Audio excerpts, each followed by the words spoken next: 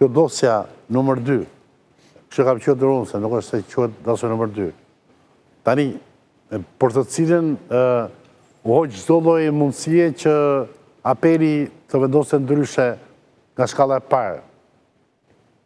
Është një kurdisje, apo, sepse shiko, këtu kemi përgjimin e përgjimit, pak të ma thojë si teknologji.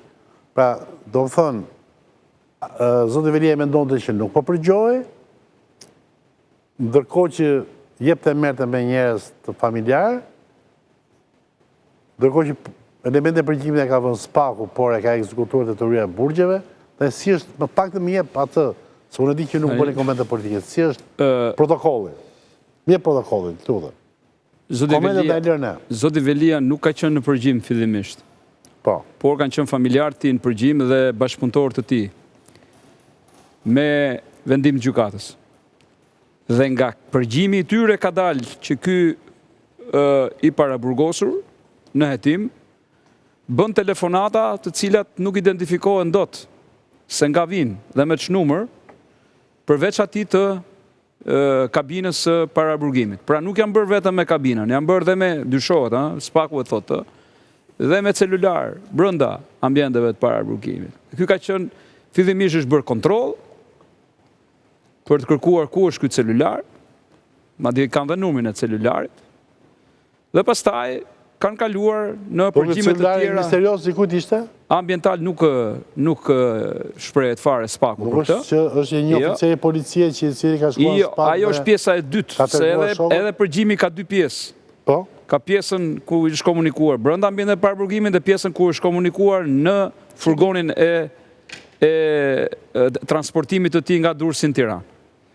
Dhe edhe në rastin konkret të furgonit, prap janë përgjuar ata që quhen fundorët, pra ata që kanë pritësit e thirrjeve, jo vetë telefoni. Dhe nga numri që ka dalë, që ka rezultuar në tabulat, është numri i njërit prej gardianëve që ka mundësuar shoqërimin e Zotit Velie.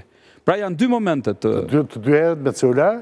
Po pra, dhe prandaj hetimi, pra nuk kemi ende, unë nuk kam zyrtarisht të njohur dhe të lexuar. Po ato që çarkullojnë për shembull redaktori, kjo me këtë. Ja, pritja një sekond. Unë nuk kam të lexuar një deklaratë zyrtare që i është komunikuar një akuzë, po di që po zhvillohen hetime për një paragraf të 324-s gërma A të kodit penal, paragrafi 2, që është nga 50 vjet burg, sepse është futja e sendeve të ndaluara në ambientet e paraburgimit ose të dënimit që bëhet në bashkëpunim, madje edhe me ata që e kanë për detyrë ruajtjen e këtyre ambienteve. Pra jemi tamam te paragrafi 2, dhe nëse ngrihet kjo akuzë dhe i komunikohet dhe i rëndohet goxha pozita Zotit Velie. Por deri tani janë hetim, pra janë të gjitha këto pjesë e një 92 faqi, për aq pak a shumë, që është zbërthyer nga telefonatat celular, kabinë telefonike celular dhe sigurisht dhe ambientale.